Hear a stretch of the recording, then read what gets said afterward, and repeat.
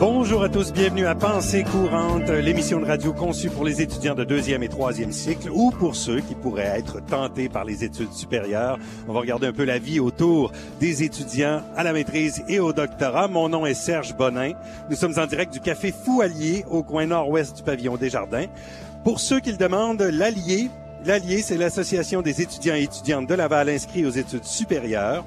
Nous avons aujourd'hui plusieurs invités avec nous pour cette grande première. Nous allons recevoir des gens qui ont reçu des prix, des bourses, un étudiant qui revient d'un stage à l'étranger. Nous allons nous sucrer le bec dans le sirop d'érable, faire des mots croisés en tant que bons cruciverbistes et parler de financement des universités. On commence d'abord avec un petit tour d'horizon et des activités de l'Allier. Dans le cadre de la Semaine de la Culture, tout le monde sait que c'est la Semaine de la Culture. Eh bien, demain, il y a une conférence sur les jeux vidéo, 19h, au pavillon Vendry, salle 1289A, donc à l'extrémité sud du pavillon. Alors, on va parler de dépendance aux jeux vidéo, de culture de gestion dans le milieu comme tel. Il paraît que les travailleurs sont très jeunes en jeux vidéo et des conditions d'immersion. Qu'est-ce que ça prend pour soit être happé par un jeu vidéo ou être même hypnotisé, qui sait. On reçoit Magali Dufour de l'Université de Sherbrooke, Samuel Alexandre Bourret de Sarbacane et Maxime Coulombe de l'Université Laval. Côté élection municipale, il semble que ça va porter beaucoup sur les régimes de retraite. Le maire veut un mandat clair pour faire pression sur le gouvernement. Et son opposant, David Lemelin, parle plutôt de négociations, de discussions avec les syndicats. Eh bien, ça tombe bien. Le 7 octobre, nous tenons une conférence sur les régimes de retraite avec Alban Damour, ancien directeur général du mouvement Desjardins et président du comité d'experts sur les régimes de retraite.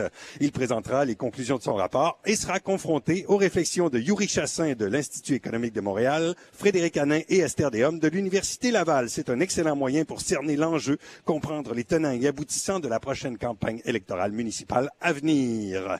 J'attire aussi votre attention sur une conférence intéressante en deux parties, toujours intéressant, les conférences de la chaire publique au sujet du revenu de base inconditionnel ou allocation universelle qui sera organisée les 16 et 17 octobre prochains.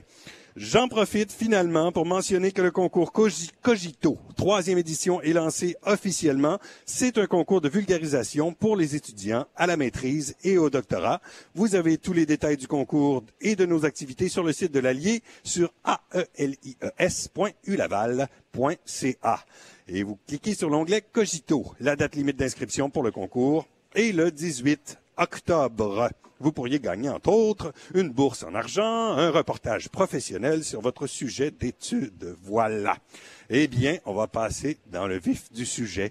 J'ai avec moi des étudiants à la maîtrise ou au doctorat. J'ai Maxime Morin, Olivier Dupont-Terrien, Philippe Bélanger-Bichinga, Sébastien Cardinal, Amélie Cloutier, Étienne Chabot et François Talbot. Bonjour tout le monde et bienvenue. Bonjour, merci. On commence avec notre premier invité, Monsieur Maxime Morin, qui est étudiant au doctorat en histoire, qui a été nommé étudiant-chercheur étoile du Fonds de recherche du Québec Société et Culture, qu'on nomme FRQSC, pour la publication de l'article nommé « Le traité de Dahmer et la résolution des conflits anglo-amérindiens au 18e siècle ». C'est assez précis, merci. D'abord, Maxime, qu'est-ce qu'un étudiant-chercheur étoile? Oh, la grande question. Bon, d'abord, pour bien le comprendre, je crois qu'il faut d'abord s'arrêter sur le Fonds de recherche du Québec. Le Fonds de recherche du Québec est finalement l'organisme subventionnaire du gouvernement provincial qui va se charger de subventionner à la fois la recherche des étudiants au cycle supérieur et des professeurs-chercheurs. Donc, il y a 3 subdivisions dans le Fonds de recherche du Québec. On en a une première sur nature et technologie. On a aussi tous les programmes liés à la santé et les programmes liés à la société et la culture. Donc, qui regroupent dans ce cas-ci tous les programmes en humanité, sciences humaines, arts et lettres. Et le Fonds de recherche du Québec a construit un nouveau concours qui s'adresse aux étudiants à la fois, je crois, de niveau collégial et universitaire, mais surtout des cycles supérieurs, dans le but de récompenser les étudiants qui vont produire les meilleures publications dans chacun des trois subdivisions du Fonds de recherche du Québec. Et à chaque mois, le Fonds va souligner certaines de ces publications Et pour le mois d'août, j'ai été sélectionné comme lauréat du Fonds Société Culture. On m'a remis une bourse de 1 000 $. Formidable. Ben, félicitations. Ben, merci. On va parler un peu de l'article. L'article, ça faisait partie de quelle publication? Ça faisait partie d'un livre, je crois? Oui, en effet. C'est un article, mais dans le concret, finalement, c'est un chapitre de livre d'un ouvrage collectif qui s'intitule « Conflits et résolution de conflits ». À travers les âges, c'est un collectif d'historiens, c'est un collectif international d'historiens, surtout québécois et français, qui s'est penché sur le thème de la résolution des conflits militaires, mais ça va donc de l'Antiquité jusqu'à aujourd'hui, en passant par le continent européen et américain. Et moi, j'ai représenté finalement le continent nord-américain, particulièrement la situation des Autochtones. Donc voilà, ma contribution sur le traité de Dommer s'inscrit dans cet ouvrage. Et ça vient de où l'idée de faire un article là-dessus? C'était dans... Oui, encore fallait-il avoir l'idée. Je suis en train de compléter une thèse de doctorat en histoire qui se penche sur l'implication politique des missionnaires dans les relations franco-amérindiennes au 18e siècle. Donc c'est la Nouvelle-France, l'histoire des Autochtones au Canada.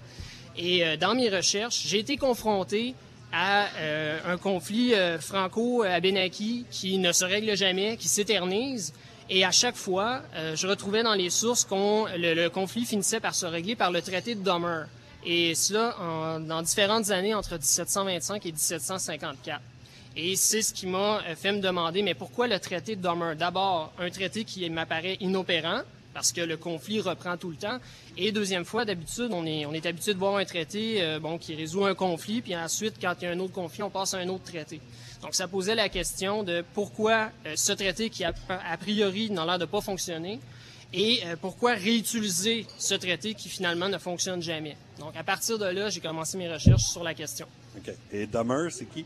Oui, un autre élément à préciser, ça fait référence au gouverneur de la Nouvelle-Angleterre, donc le gouverneur de Boston à l'époque, qui s'appelait William Dommer. En soi, ce n'est pas le titre du traité.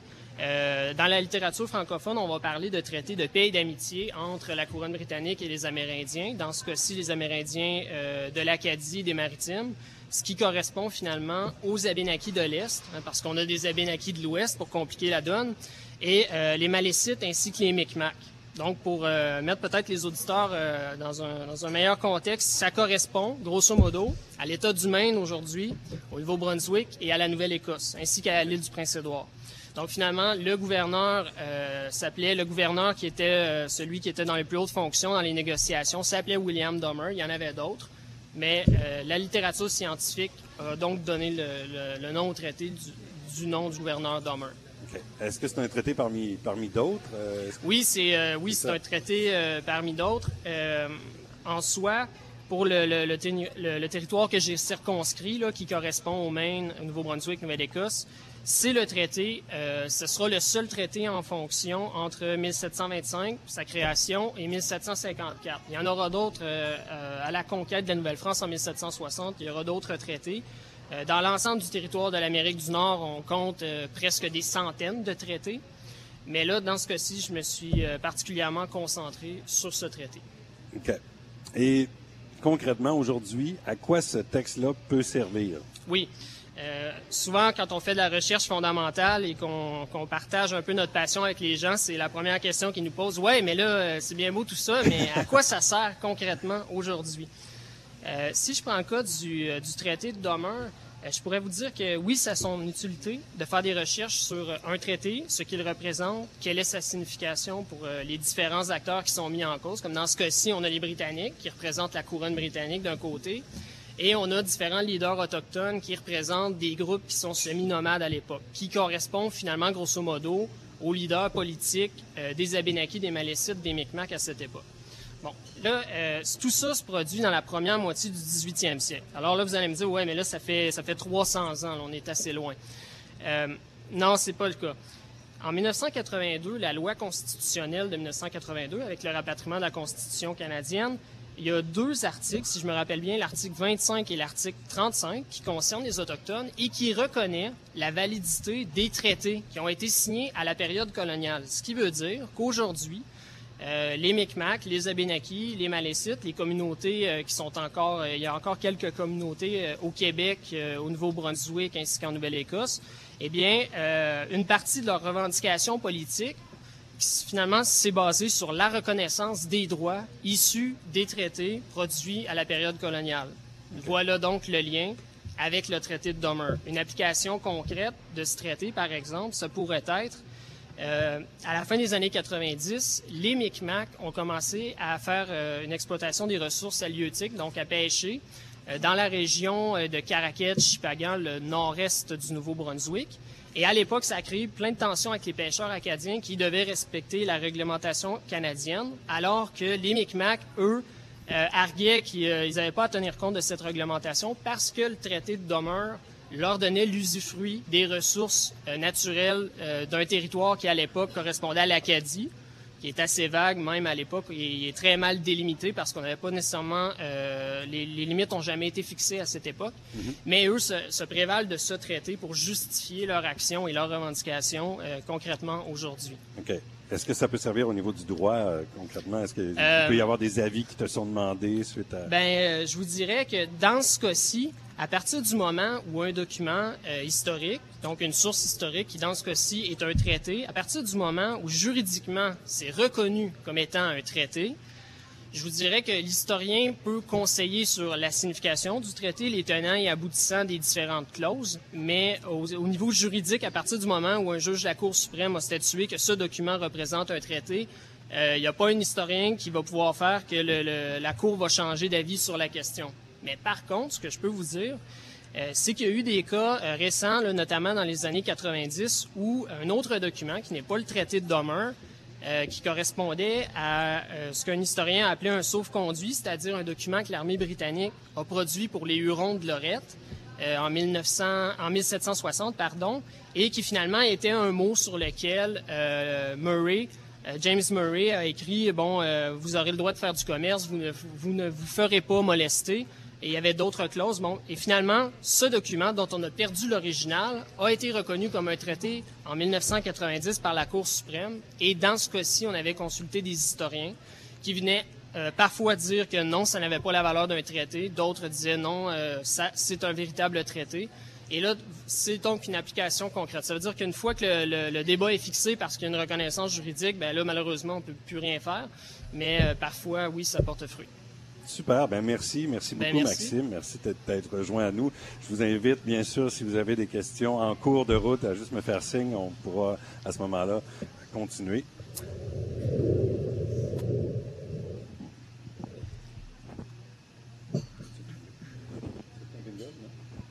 Alors on passe à notre deuxième invité qui est Olivier. Salut. Olivier Dupont-Terrien, qui est doctorant en biophotonique et après une maîtrise en chimie et en physique, il a créé une application de mots croisés. Bon, on va partir du concret de ton domaine d'études. Là, sur quoi tu travailles au quotidien? La biophotonique, en fait, c'est vraiment l'utilisation de la lumière pour étudier le vivant. Donc, moi, je suis à la base un physicien. Je travaille dans un centre, j'étudie dans un centre de neurosciences qui est anciennement Robert Gifford, en fait. Mm-hmm. Et puis, on utilise la lumière pour essayer de comprendre vraiment la communication entre les neurones. Donc, les neurones font des connexions. Ça, c'est vraiment petit. Donc, ça prend des microscopes pour les voir. Oui. Puis, avec la lumière, on peut faire toutes sortes de trucs vraiment, vraiment bien. Puis, aller voir, disons, quand les neurones communiquent entre eux, c'est souvent par des signaux électriques. Donc, maintenant, on a des sondes fluorescentes qui permettent de voir le niveau d'électricité, si on veut, ou les champs électriques qui se déplacent dans les neurones. Donc, on peut vraiment observer les neurones communiquer entre eux. Il y a des sondes qui sont sensibles au calcium ou à plein d'ions qui sont disponibles. Mais pour ça, il faut construire des microscopes qui sont vraiment spécialisés, en fait. Puis, des microscopes qui n'existent pas. Donc, c'est ça que nous, les physiciens, en fait, on fait dans ce genre de centre-là. Donc, on est toujours avec des biologistes. Les biologistes ont des questions à répondre. Ils sont pas nécessairement savent comment y arriver, mais n'ont pas les outils pour y arriver. Puis, nous, on vient après ça donner notre contribution avec nos connaissances de la lumière pour aller vraiment sonder le vivant. OK. Et d'où on part de la gestion des neurones en fonction, n'est-ce pas, pour arriver à une application de mots croisés qui n'a pas de lien avec ces études-là, mais d'où vient cette idée-là? Oui, clairement, ça n'a aucun lien avec mon domaine d'études, mais ça vient d'un besoin. En fait, je pense que comme la plupart des idées, c'est important que ça vienne d'un besoin. Je fais souvent la blague que ma mère, depuis qu'elle sait que maintenant je code des applications iPhone, iPad, va pour essayer de me trouver des idées pour moi, mais dont on n'a pas vraiment de besoin. Parce que moi, comment c'est arrivé, c'est que je faisais des mots croisés avec ma copine. La seule application qu'il y avait, en fait, c'était l'application de La Presse, qui permettait de faire le mot croisé du jour. Mais nous, on était un peu plus fans, en fait. On voulait faire plus qu'un mot croisé par jour. Ouais, un petit peu quand même. Puis, donc là, je me suis mis, en fait, à apprendre la programmation pour ça. J'avais déjà des bases de programmation scientifique, si on veut. Donc, nous, quand on prend des images avec les microscopes, c'est important après ça de les analyser. Il y a souvent beaucoup de bruit. C'est pas des belles photos. C'est très rapide. On peut pas prendre un temps d'exposition comme on veut. Donc, il faut vraiment analyser les images. Donc, je connaissais les principes de programmation. Mais là, avec Internet maintenant, en fait, j'ai fait des tutoriels qui étaient interactifs, super bien faits. J'ai appris ça ce soir. Avec qui tu as développé ça? Avec un de mes collègues, en fait. Okay. J'ai commencé avec ma copine pour essayer de fabriquer des mots croisés. Ça, c'est assez difficile. Maintenant, on a recruté des auteurs en France et au Québec. Oui, c'est ça. En fait, il y a un fabriquer, métier d'auteur de mots croisés. Oui, exactement, qui appelle en fait verbicruciste. Verbicruciste. Oui, crucis verbis, c'est la personne qui va résoudre les mots croisés. Verbicruciste, c'est la personne qui va les créer. Et ça, c'est un art. Oui, ça, c'est un art, en fait, parce que les définitions... Moi, ceux-là que j'ai créés, c'est vraiment didactique. Donc, je prenais la définition du dictionnaire, puis donc c'est vraiment des synonymes, puis c'est des mots croisés qui sont intéressants. C'est pas tellement intéressant, je pense que c'est pas tellement challengeant non plus. Donc là, les vrais verbicrucistes, eux, vont trouver premièrement, peuvent faire des thèmes, trouver des définitions qui sont vraiment soit des énigmes, puis la plupart ont vraiment leur dictionnaire à eux, en fait. Et qu'est-ce qui rend ton application, celle que tu as faite, votre application, en fait, vous êtes une équipe, mais qu'est-ce qui la rend unique, particulière par rapport aux autres? Nous, on a décidé d'être une application à la carte, si on veut. Donc, l'application est gratuite, puis comme on veut vraiment partager tous les droits d'auteur avec les auteurs, en fait, on est séparé en collections, si on veut, de 12 mots croisés. Okay. Donc, les utilisateurs peuvent essayer toutes les collections, se trouver un auteur qui aime ou un thème qui aime, puis s'ils veulent compléter la collection, donc là, ils peuvent acheter à $1 le reste de la collection. Okay. Donc, ça, c'est une première chose. Deuxième chose aussi, je pense, qui nous rend unique, c'est nous, premièrement, on fait ça pour le plaisir. Donc, on a vraiment du plaisir à faire ça, à faire l'application. Puis, en plus, on n'est pas une organisation vraiment, donc on est très flexible. Donc, quand il y a des utilisateurs qui nous demandent d'avoir des fonctionnalités ou s'il y a des choses qui ne fonctionnent pas, on peut tout de suite les faire. Je peux me permettre, j'ai pas de compte à rendre à personne parce que c'est vraiment mon projet, donc je peux me permettre vraiment d'aller n'importe où, en fait, puis essayer plein de trucs. Puis, je pense qu'on a réussi à faire une application que les gens aiment vraiment. Donc, on est vraiment la mieux cotée sur le App Store. Puis si vous tapez mot croisé iPhone ou mot croisé iPad, c'est nous que vous allez tomber en premier, en fait. OK. Et qui sont les clients, là? Tu parlais qu'on peut acheter des collections à $1, oui, mais fondamentalement, c'est pas comme ça que ça devient très rentable, je sais pas. Oui, ça dépend. Donc là, on a déjà, en fait, en un an, plus de 100 000 téléchargements. Donc parce que oui, c'est ça. Apple, en fait, c'est sûr que c'est toutes des choses à $1, mais c'est sur le nombre que ça vient intéressant. Oui. Donc là, nous, l'application est gratuite, donc on triche un peu. C'est évidemment pas tout le monde qui achète. Il y a beaucoup de monde qui télécharge, qui font les gratuits, puis qui n'achètent pas. Mais la plupart de nos clients, si je me fie, j'ai pas de chiffres, c'est vraiment le feeling que j'ai à voir, disons, les noms des personnes qui nous écrivent, des utilisateurs. Puis souvent, disons, leur niveau de connaissance de l'informatique, je dirais que c'est probablement des retraités actifs. C'est surtout des iPads, en fait, parce que, évidemment, les mots croisés sur iPhone, ça fonctionne, mais c'est vraiment plus restreint, tandis que sur un iPad, c'est plus grand. Il y a la place pour les définitions. Ça ressemble plus à un format journal, là. Est-ce que tu peux vendre ça à des journaux, justement? C'est sûr que c'est quelque chose, disons, si on voulait vraiment en faire une business, ce serait ça qui serait plus intéressant, parce que de faire des mots croisés ou de vendre, si on veut, des jeux vidéo, là, on est vraiment dépendant de la saveur du moment. Donc, on ne sait jamais si les gens vont aimer ça, si les gens n'aimeront plus ça. On est dépendant de plein de facteurs. Comme là, l'été, ça marche plus. Pendant le temps de la période scolaire, ça fonctionne moins. Donc là, nous, on a un super beau contenant, si on veut, qu'on a vraiment développé.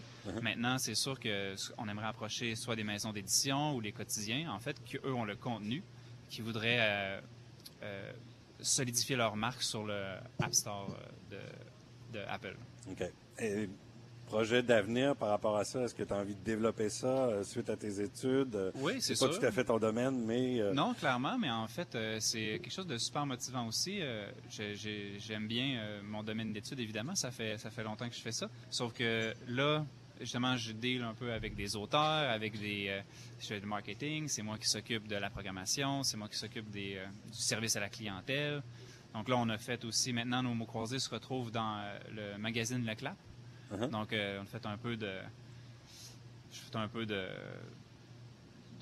deal, si on veut, avec d'autres gens. Donc, c'est vraiment motivant. Là. Ça nous fait sortir un peu de notre labo. Là. Moi, en plus, je suis vraiment seul, si on veut, dans mon laboratoire. Donc, c'est le fun de voir un peu d'autres choses. Puis, c'est sûr que je continue. Là, j'ai sorti une nouvelle application aussi, encore des jeux de mots. Okay.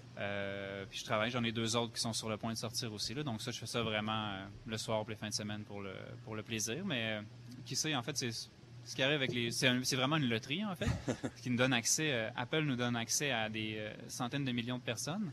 Mais il suffit de voir si jamais quelque chose fonctionne plus que d'autres. Puis est-ce que, dans le cadre de tes études, il y a quelque chose qui t'a permis de mieux progresser, si on veut, dans l'installation de... Oui, bien vraiment, je pense que nous, on est vraiment formés à, peu importe le domaine, je pense, rendu aux études graduées, notre formation est vraiment à déterminer un bon problème, aller chercher des solutions, puis solutionner notre problème. Donc, vraiment, j'ai pas eu peur d'attaquer la programmation, même si j'en avais vraiment jamais fait pour ces langages-là. Puis, tous ces défis-là, j'étais assez confiant de les relever parce que je sais, de par ma formation, comment aller chercher justement l'information que j'ai besoin. Bien, merci beaucoup, Olivier. Merci à vous. Très intéressant encore une fois. On continue.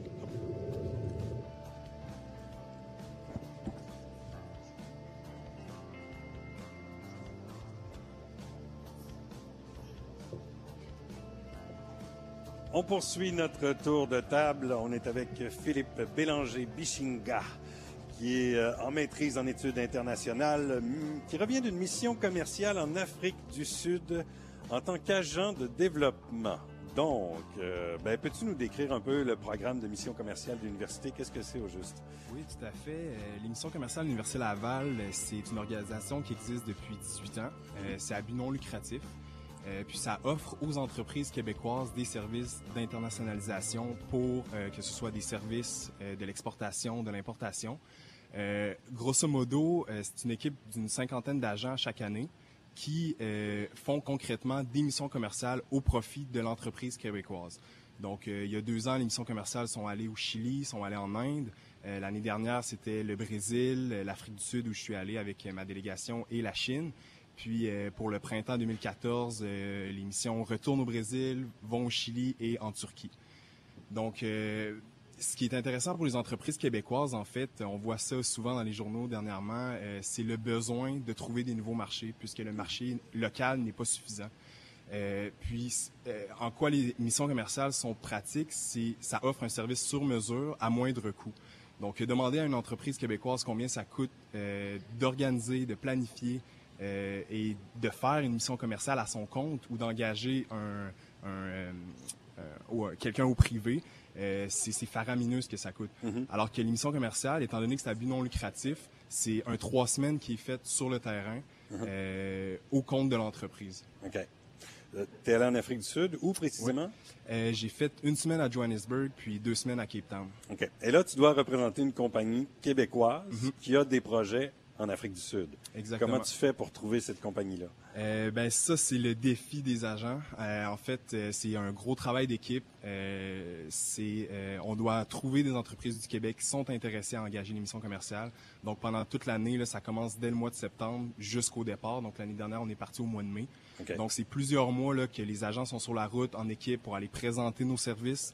Trouver... C'est de plusieurs facultés, hein? C'est toute l'université qui est sollicitée, là. Le recrutement se fait dans toutes les facultés d'université, que ce soit faculté d'administration, sciences et génie. Moi, je viens des autres études internationales, etc. Là, c'est vraiment afin de permettre aux entreprises de choisir le profil de l'agent qui correspond le plus à leurs besoins. OK. Ça a été quoi ta compagnie, finalement? C'est une compagnie de Sherbrooke qui s'appelle Nordicom. Fait quoi? C'est une entreprise qui manufacture et qui installe des systèmes de sécurité dans des milieux institutionnels, donc principalement des prisons et des hôpitaux.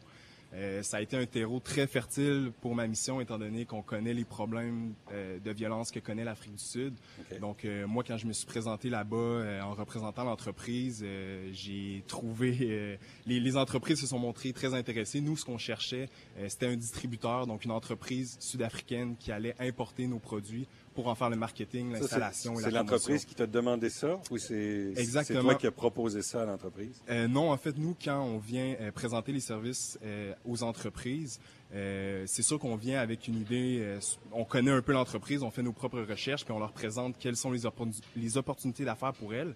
Mais suite à ça, l'entreprise décide d'elle-même, de A à Z, qu'est-ce que l'agent va aller faire pour son compte sur le terrain. OK. Et en tout et pour tout, ce processus-là, le calendrier, ça prend combien de temps? Là? Tu parlais de septembre. C'est très long. Là. C'est une expérience qui se déroule finalement sur 3 sessions, là, automne, hiver, été. Le recrutement est déjà terminé, est en branle en ce moment. Donc, dès la fin septembre, la nouvelle équipe d'agents est disponible. Puis, à partir de ce moment-là, le recrutement des entreprises du Québec commence jusqu'au moment du départ. Donc, c'est le moment pour les entreprises du Québec de faire affaire avec l'émission commerciale pendant que les agents sont encore disponibles. Là, vous étiez plusieurs en Afrique du Sud. Oui, on était une délégation de 11. OK, mais vous aviez chacun votre compagnie. Exactement, donc, c'est vraiment... Vous aviez chacun un terreau propre. Ouais, c'est en quoi est-ce un travail d'équipe? Je dirais c'est ça, c'est un agent, une entreprise. Le travail d'équipe vient vraiment en amont. C'est en équipe qu'on trouve les 50 entreprises qui sont intéressées à faire affaire avec l'émission. Donc, évidemment, là, toi, si tu as trouvé ton mandat, c'est ton devoir de trouver des mandats pour les autres qui en ont pas encore. Puis, rendu sur le terrain, c'est sûr qu'on peut s'aider. C'est sûr, chacun part de son côté pour rencontrer les entreprises sur le terrain, mais le soir, on se rassemble pour discuter comment ça s'est passé notre journée. Si on a des défis, les gens peuvent nous aider, nous donner des coups de main. Étant donné que c'est pluridisciplinaire, chacun a quelque chose à apporter à la délégation. Est-ce qu'il y a quelqu'un d'autre qui a fait ce genre de mission-là à l'étranger? Non? Connaissiez-vous l'existence de ça? Non? Je tiens à préciser qu'il y a une application qui a fait affaire avec l'émission commerciale l'année dernière au Brésil, BuzzBud, puis ça s'est très bien passé. Mon collègue a eu ça s'est passé dans les journaux, en fait. Donc, si jamais c'est quelque chose qui t'intéresse, le site internet missioncommerciale au pluriel.com. Et toi, qu'est-ce que ça t'a apporté complémentairement à tes études, en fait? Pour moi, c'est un gros complément à la formation. Les autres études internationales, c'est un institut de recherche pluridisciplinaire, donc principalement en droit, en économie, en sciences politiques. Puis moi, de pouvoir avoir la chance de me faire former en commerce international par l'émission commerciale, ça a une carrière à l'international que j'aurais pas pu nécessairement envisager sans cette expérience-là. Donc, c'est un complément à la formation, vraiment, là, pour toute personne qui souhaite se diriger vers ce secteur-là. Là. Et directement, au niveau de la compagnie, est-ce que ça débouche sur des offres? Est-ce que toi, tu as eu des offres ou quelqu'un dans ton entourage oui, en fait, mon mandat, c'était beaucoup de réussir à comprendre comment ça fonctionnait, le marché sud-africain, pour un système aussi particulier. Parce que, au Québec, c'est beaucoup le secteur public, donc les hôpitaux, les prisons. On voulait aller voir en Afrique du Sud si c'était la même chose, de quelle façon on peut rentrer dans un appel d'offres, de rencontrer des entreprises privées qui pourraient être intéressées à distribuer nos produits. Puis oui, on a fait des contacts avec plusieurs entreprises. Pour le moment, là, on est encore en train de voir avec qui on fait affaire principalement. Il y a une entreprise d'Afrique du Sud qui s'était montrée intéressée à venir visiter nos sites d'installation au Québec, en Ontario, aux États-Unis. C'est quelque chose qu'on est en train de regarder, là, voir si ça va être réalisable dans le prochain mois. Tu n'as pas signé un contrat, mais il y a peut-être de tes collègues qui l'ont fait? Oui, j'ai des collègues qui ont signé des contrats. J'ai des collègues qui sont maintenant employés par l'entreprise. Ça permet vraiment de développer tout un réseau. Là, après ça, quand on veut se placer dans des entreprises, dans des ministères, etc. Là, ça permet vraiment de développer un gros réseau. Puis j'ai vu une photo sur le site des Hautes études internationales avec le gouverneur général du Canada. En quelle occasion? C'était en Afrique du Sud même? Oui, c'était dans le cadre de la visite officielle du gouverneur général en Afrique du Sud, étant donné que l'Afrique du Sud fait partie du Commonwealth. Il est le bienvenu là-bas. Oui. Donc, c'est ça. Ben, nous, on est une délégation. Les agents de développement s'occupent de leur mission, mais on a aussi une structure au-dessus de nous, donc qui est composée d'un chef de mission, d'un coordonnateur ou d'une coordonnatrice. Donc, eux sont là également pour s'assurer que nos missions vont bien se dérouler. Donc, dans ce cadre-là, ils nous ont organisé une visite à la Chambre de commerce de Cape Town pour faire des liens avec des acteurs sur place. Puis, c'est ça, la visite du gouverneur, c'est suite au contact qu'on a pris avec les délégués commerciaux du Canada en Afrique du Sud.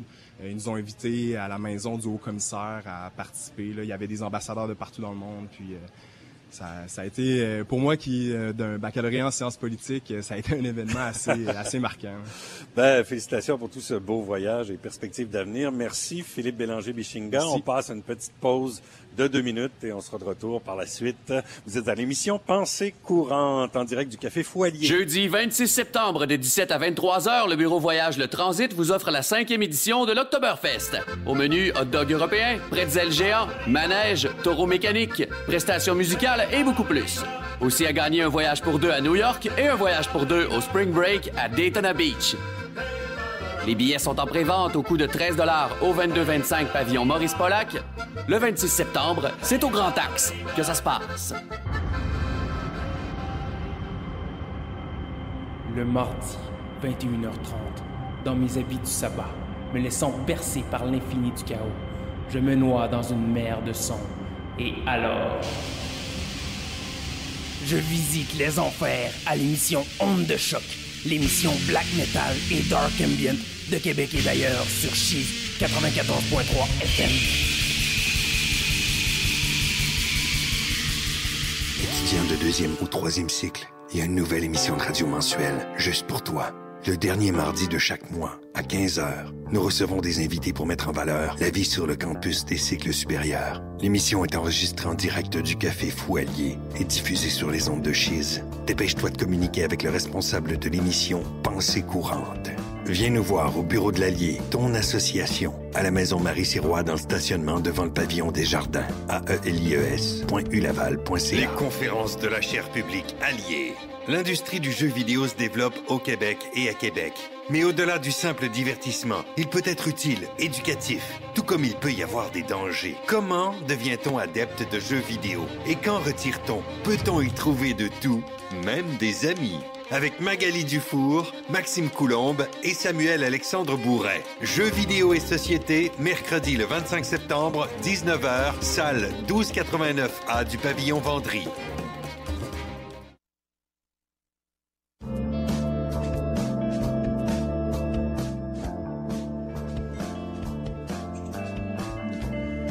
Vous êtes toujours à l'écoute de Pensée courante en direct du Café Foualier, l'émission pour les étudiants de 2e et 3e cycle, mais aussi pour ceux qui s'intéressent à la vie autour des études supérieures. On est avec notre 4e invité qui s'appelle Sébastien Cardinal. Sébastien est doctorant en chimie et on va se sucrer le bec un peu. Il travaille sur le sirop d'érable qui jouit d'une popularité grandissante un peu partout dans le monde. Il y a des Japonais qui commencent à triper sur le sirop d'érable. On aimerait bien savoir...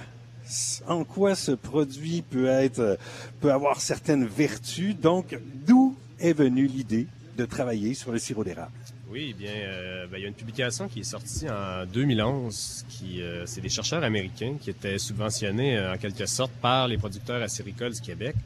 Puis ils ont découvert qu'il y avait une molécule inédite, donc on n'avait jamais qu'on n'avait jamais identifiée auparavant, qui était présente dans le sirop d'érable. Puis elle avait une structure assez intéressante, donc ils ont essayé de l'analyser biologiquement, si on veut, donc ils ont fait certains essais dessus. Puis les résultats préliminaires étaient assez intéressants, donc ça avait possiblement une activité biologique contre certains cancers, en plus d'être aussi un antioxydant qui est vraiment dans l'air du temps. Donc nous, au Québec, lorsqu'on a vu ça, mon directeur de recherche, Normand Voyer, il s'est dit... Puis la molécule, surtout, ils ont décidé d'en nommer Québécol en l'honneur de la province de Québec, qui produit environ 85%, de tout le sirop dans le monde. Donc, on s'est dit qu'en tant que Québécois, il fallait bien contribuer à ces recherches. Okay. Donc, il m'a mandaté pour en faire la synthèse, puisque nous, en tant que chimistes, une partie de notre travail dans notre laboratoire, c'est de reproduire des molécules qu'on trouve dans la nature. Donc, ça, évidemment, la chimie, c'est une science qui est très large, mais... Donc, la synthèse, c'est ça. C'est d'essayer de créer quelque chose qui existe déjà, mais en laboratoire. Ça peut être aussi produire des nouvelles molécules, mais dans ce cas-ci, on a un produit naturel, puis on essaie donc de le reproduire en laboratoire pour en avoir une plus grande quantité. Parce que, comme beaucoup de produits naturels, souvent, on doit avoir beaucoup de produits... donc, on doit avoir beaucoup de la matrice biologique, si on veut que ce soit des végétaux ou des animaux ou autres, ou des minéraux. Donc, on doit souvent avoir beaucoup de matériel pour extraire un peu du composé qui nous intéresse. Puis ici, c'était également le cas pour le Québécois. Puis le sirop d'érable, je pense que vous et moi, on préfère tous l'avoir sur notre table que de tout le dépenser au laboratoire. Donc, on voulait avoir une méthode de synthèse pour accéder à ce produit-là. Donc, c'est uniquement un élément du sirop. C'est pas vous créez pas le sirop au complet. Non, non, vraiment pas. C'est pas. On n'essaie pas de jouer au sorcier puis recréer le sirop d'érable. C'est plutôt un élément, une molécule en fait, puisque le sirop d'érable c'est une matrice qui est très riche puis qui est étudiée depuis des années.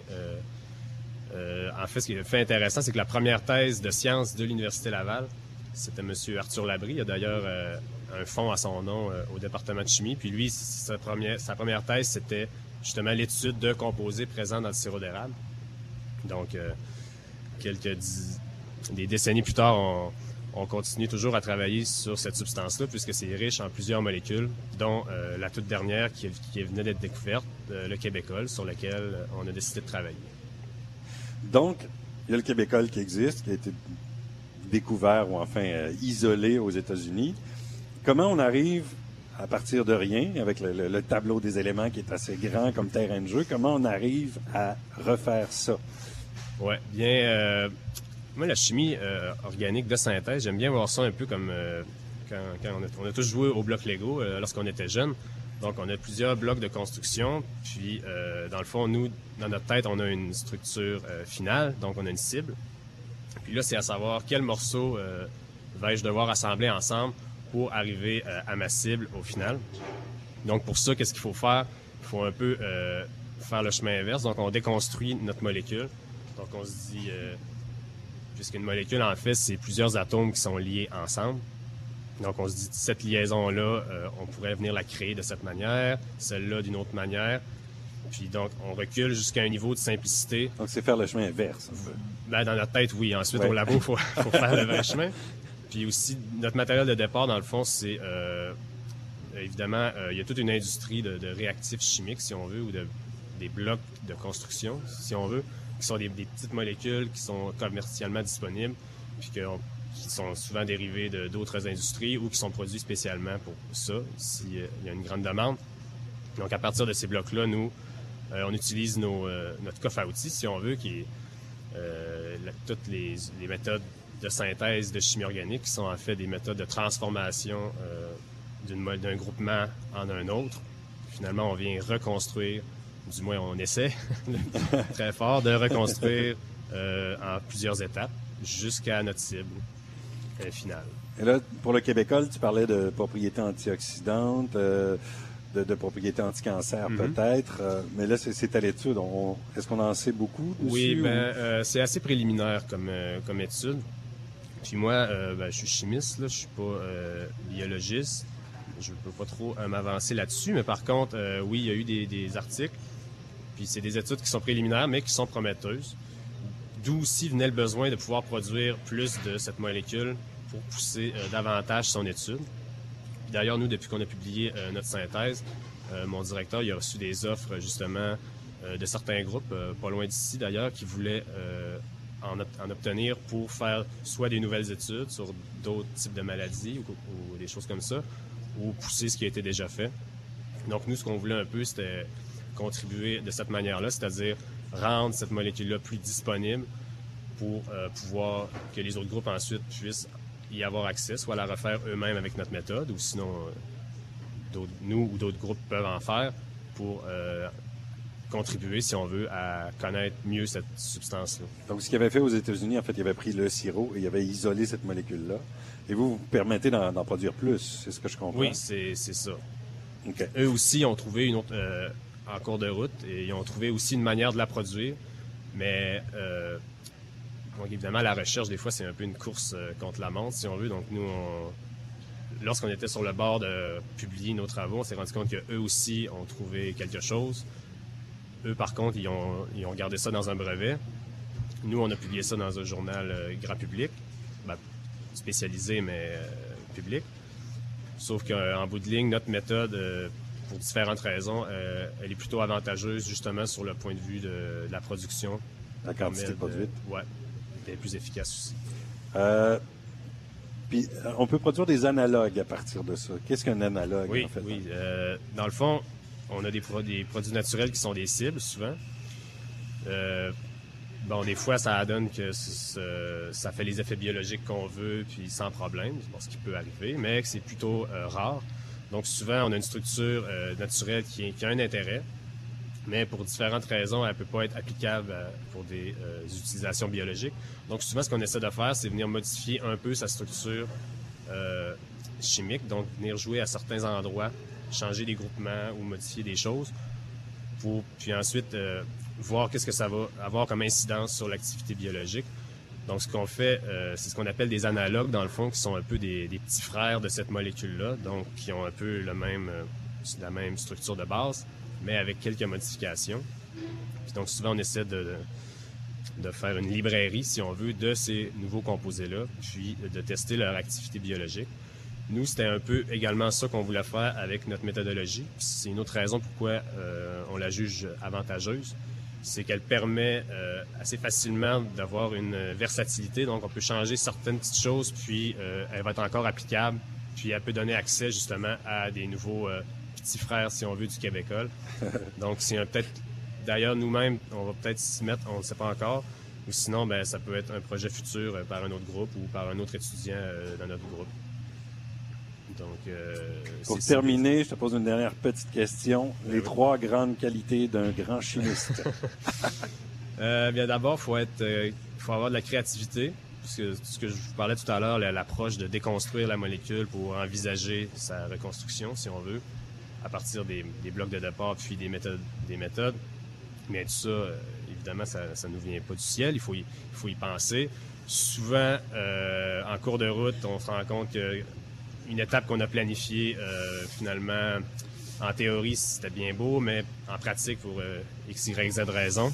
Donc, l'adaptation, Donc, il faut justement être créatif pour trouver un chemin, pour détourner trouver un nouveau chemin, finalement, pour arriver à notre fin. Donc, il faut savoir s'ajuster.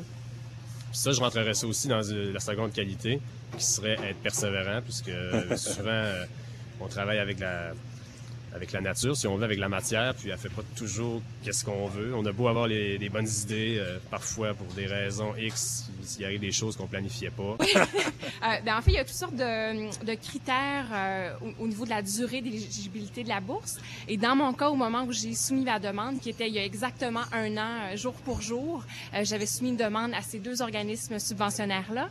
Et d'un côté, on a retenu ma demande et on m'a donné un financement de 36 mois.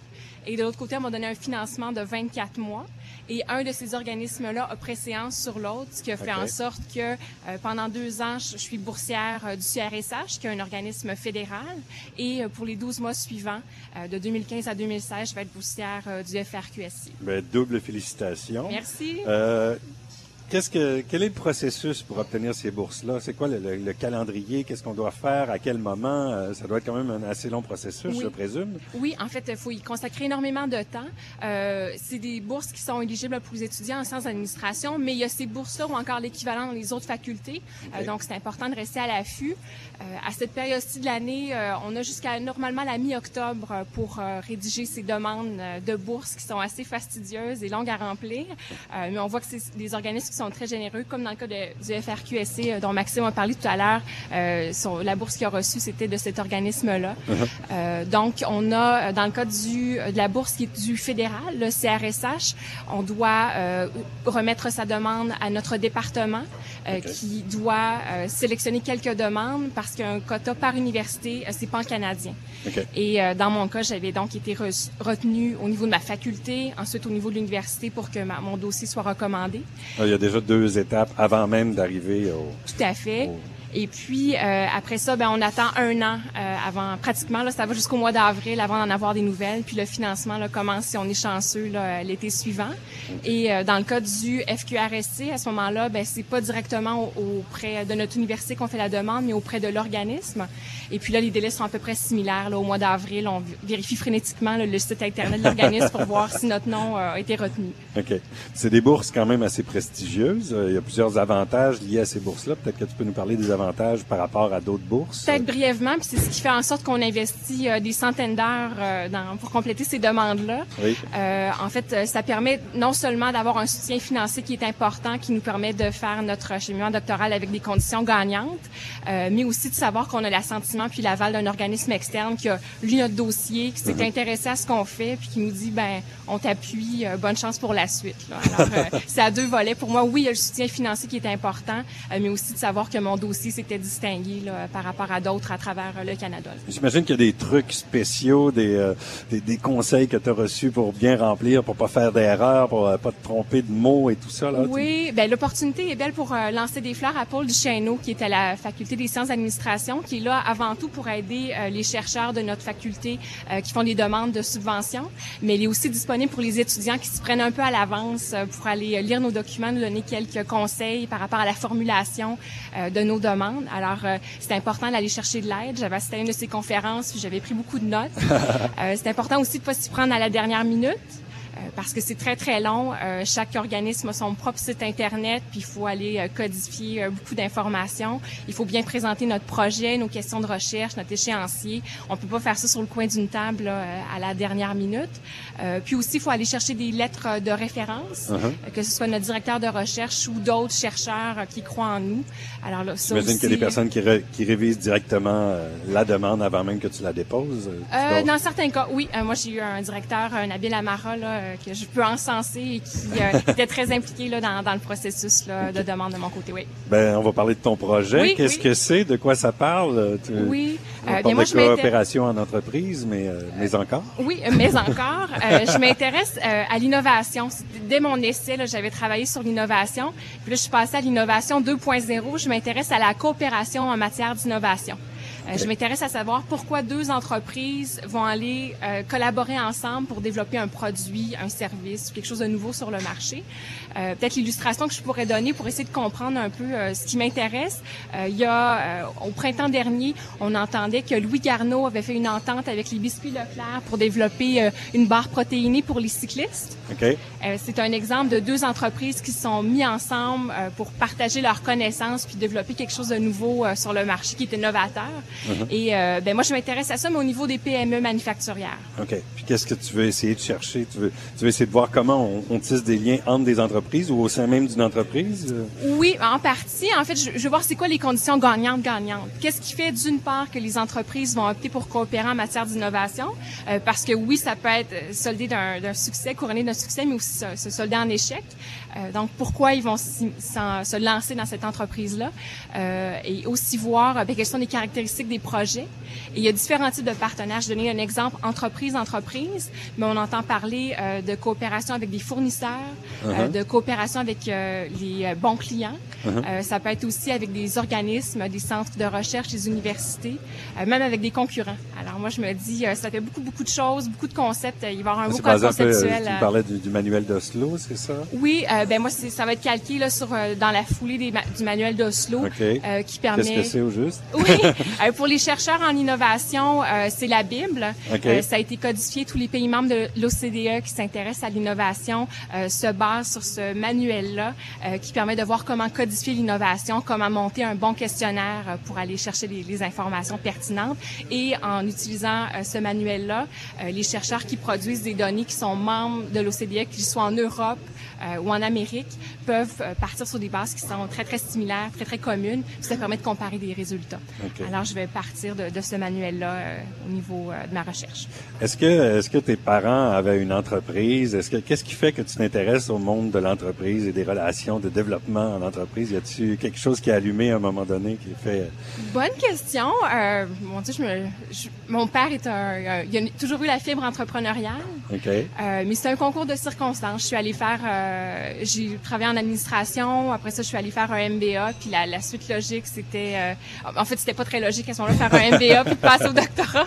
Mais en faisant mon essai, j'ai réalisé que j'aimais vraiment la recherche. Et j'ai décidé de quitter un emploi à temps plein là, que j'avais dans une institution financière pour continuer à faire la recherche à temps plein. Donc, de me lancer là, dans ce cheminement-là. Puis, y a-tu des entreprises qui t'intriguent plus que d'autres? Tu vas-tu aller fouiller particulièrement certaines entreprises fétiches que tu dis là, il faut que je vois qu'est-ce qui se passe là? Dans ce cas-ci, ça va être au niveau des PME manufacturières, mais dans une ancienne vie, je faisais de la veille au niveau de l'industrie touristique. J'ai un bac en gestion du tourisme. Okay. Fait que c'est évident comme champ d'application, éventuellement, je vais faire l'industrie touristique. J'ai d'ailleurs publié un article qui portait sur l'innovation. J'ai fait une étude des cas sur l'Aquarium du Québec. Okay.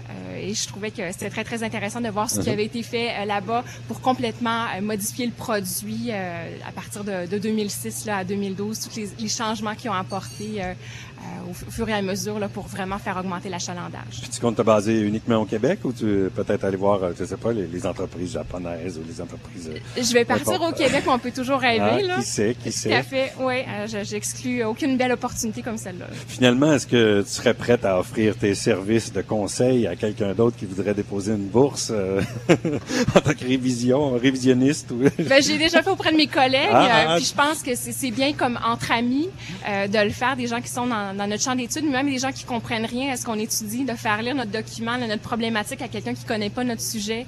C'est peut-être une bonne idée. Alors oui, les échanges de bons services se font dans mon petit réseau. En train de naître, là. Oui, c'est ça. Merci beaucoup, Amélie Cloutier. Merci.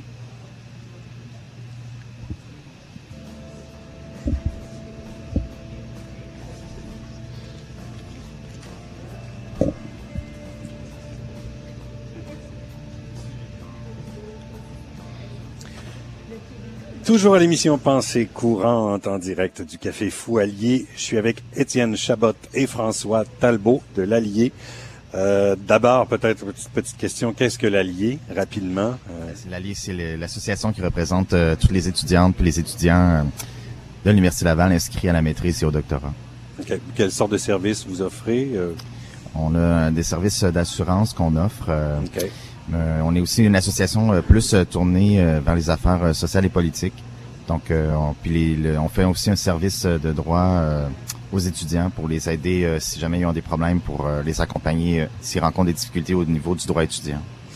Donc, vous êtes là suite au sommet sur l'enseignement supérieur et dans le cadre des chantiers sur le financement des universités, vous avez déposé, l'Allier, un mémoire de réflexion parce que les différents organismes étaient appelés à déposer des mémoires, n'est-ce pas? Alors, sur le financement de l'université, vous avez fait ça avec REMDUS. Qu'est-ce que REMDUS? C'est les étudiants de cycle supérieur à l'Université de Sherbrooke. Okay. Donc, le REMDUS sont 7 000 étudiants et nous, on est 11 000. Donc, en se jumelant avec le REMDUS, on avait une force importante au niveau des cycles supérieurs au Québec. OK. Donc, c'était déjà une collaboration, j'imagine, qui était établie avec le REMDUS. Vous aviez déjà travaillé sur d'autres dossiers et tout ça? Ponctuelles sur différents sujets. OK. Comment, actuellement, on détermine le financement d'une université? Bon, je sais que c'est assez complexe, là, mais grosso modo, le ETP et tout ça, là, qu'est-ce que c'est et comment ça se passe un peu? En fait, c'est basé sur l'effectif étudiant, donc le nombre d'étudiants par université, qui va être pondéré en fonction de 23 familles de disciplines. Donc, on va calculer le coût moyen de la formation de l'étudiant et par la suite, l'enveloppe va être distribuée en fonction de cette pondération-là à travers les universités. OK. Donc, c'est vraiment en fonction du nombre d'étudiants qui sont à l'université. Du nombre d'étudiants, mais pondéré selon la famille de disciplines. Donc, un étudiant, par exemple, en lettres, vaut 1, alors qu'un étudiant en médecine vétérinaire va valoir presque 8. Donc, l'université va recevoir 8 fois plus de financement pour cet étudiant-là. Et vous trouvez qu'il y a des limites à ce fonctionnement-là actuel? Qu'est-ce qui fonctionne pas selon vous? Qu'est-ce qui est biaisé? Il y a plusieurs lacunes qu'on a soulevées dans le cadre des recherches qu'on a faites. Faut dire qu'on travaille là-dessus depuis quand même 2 ans.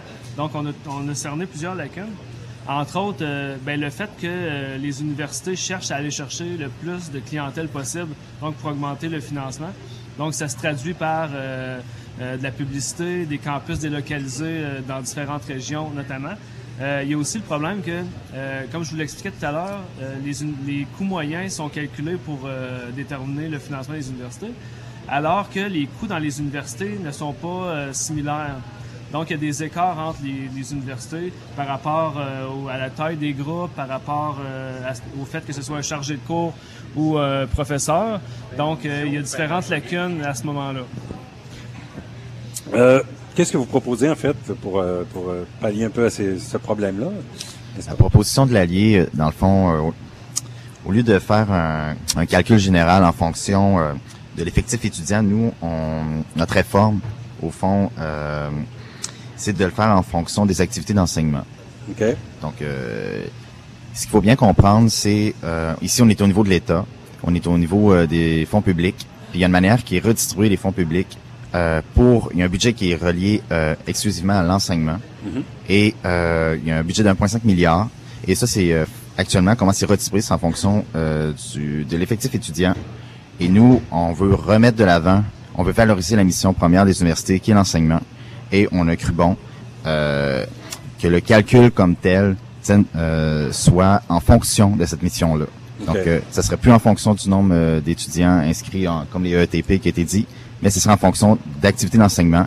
Et il y aurait finalement des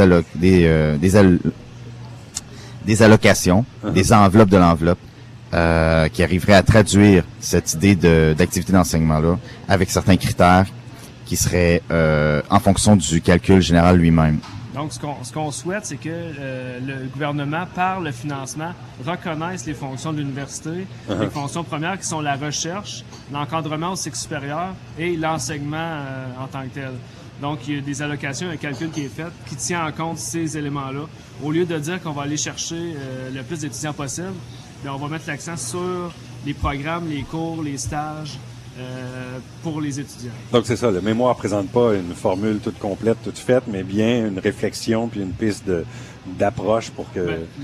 La proposition est assez détaillée. Évidemment, là, on a peu de temps pour la présenter. Oui, tout à fait. Précisément, mais elle est assez détaillée. Nous, ce qu'on souhaite, c'est que les acteurs, le gouvernement en tiennent compte pour la bonifier puis l'améliorer s'il y a lieu. Vous apportez un point intéressant sur la recherche libre dans votre mémoire.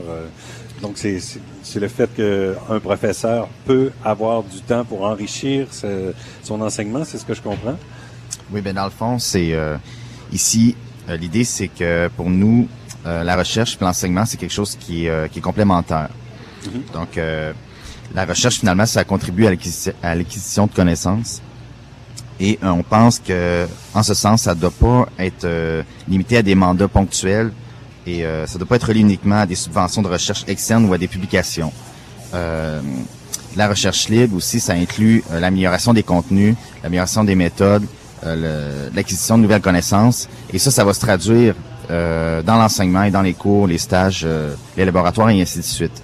Donc, on pense qu'il y a du temps qui peut être accordé par rapport à ça pour le corps professoral, mais aussi pour les chargés d'enseignement puis les chargés de cours qui font aussi partie du corps d'université. Donc, nous, on reconnaît le rôle qu'ils jouent pour la formation des étudiantes puis des étudiants.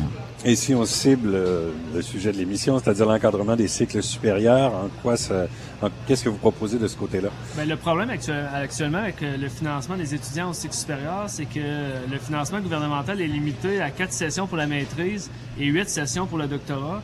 Et on sait que les études qui ont été faites démontrent que la durée des études est beaucoup plus longue que ce qui est financé.